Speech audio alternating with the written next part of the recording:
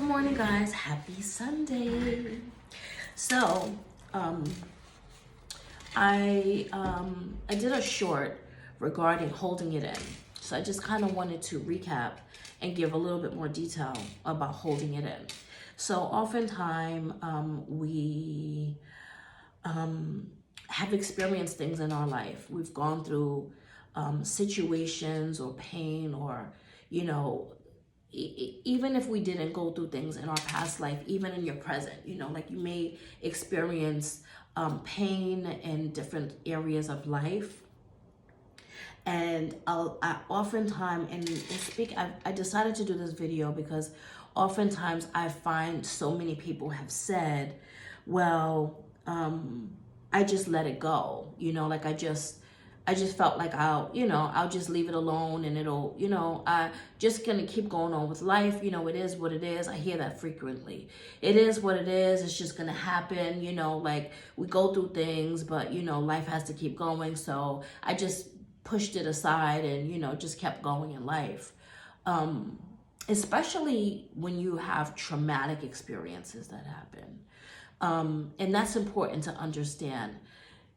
It doesn't go away. It doesn't go away. It shows up in your life. It shows up in your life through triggers, anxiety, depression. It shows up in your life. And so oftentimes we have this misconception that if you just leave it alone, like it'll just go away, or that you just try to suppress it, that it just goes away. But our body reacts to things. Our body responds to trauma. Our body responds to pain. Our body responds to these things. And it shows up within your interpersonal relationships. It shows up in your relationships in general. Like no matter, whether it's your friendships, your romantic, your family, it shows up. And oftentimes we have different emotions that affect us. Anger is one of them. Anger is a big emotion, huge emotion. And so anger is a normal emotion. We all experience anger. It's the behavior behind anger that's the problem. So having anger is okay. Behaving irrational for anger that's when it becomes an issue. And so it's understanding what the underlying problems are, what are the unresolved conflict is. That's I'm just going to push it aside and move on with life. It doesn't happen. It doesn't exist that way. And so it's understanding that there are things that's happened in my life that I need to address.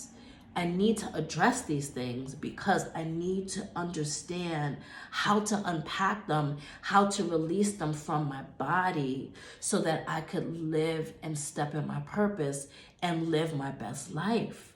Mentally, feeling stable, feeling healthy, feeling happy. And so those things are important. So when you say it goes away, oh, it'll just go away, it never goes away. When you have traumatic experiences in your life, you have to pay attention to it. You have to, and I wouldn't say sit on it, but you have to unpack it, and you have to kind of go through why am I feeling the way that I'm feeling? What has happened in my space and in my time that's created these feelings that I don't quite understand? So, I'm sorry, my throat is very scratchy this morning. I have no idea. So it's definitely understanding and working through those things in your life so that you are crystal clear on what you are stepping into, and not putting yourself in situations where you're spazzing and you don't even know why, or you're saying things, or you're feeling a certain way and you're like, I don't know why I'm feeling this way. I don't know why I'm depressed. I don't know why I'm feeling this anxiety. There are things that happen or occurred in your life that is creating these feelings, that's creating these circumstances, that's creating this in your space. And it is recognizing that and trying to almost like pick your life apart. One of the exercises that I sometimes give therapists, give clients, is an exercise that helps you walk through your past, present, and future. And it definitely helps to compartmentalize things for you so that you can sort things out in your mind and you don't have all of this clutter like just surrounding you. I think it's important to do that. And I've also had people say, wow, like once I started writing out my past and things that's happened in my past, I've actually had like physical reactions, not realizing that certain things happened that I didn't even recognize affected me, because sometimes we don't recognize that these things are affecting us.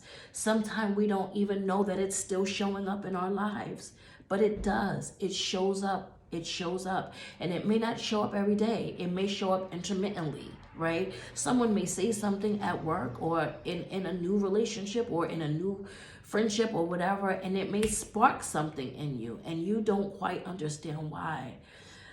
Dealing with unresolved conflict and dealing with underlying emotions is key to moving in your best space and in your best life, because you want to understand why you do the things you do, why you feel the way that you feel, why you say the things that you say.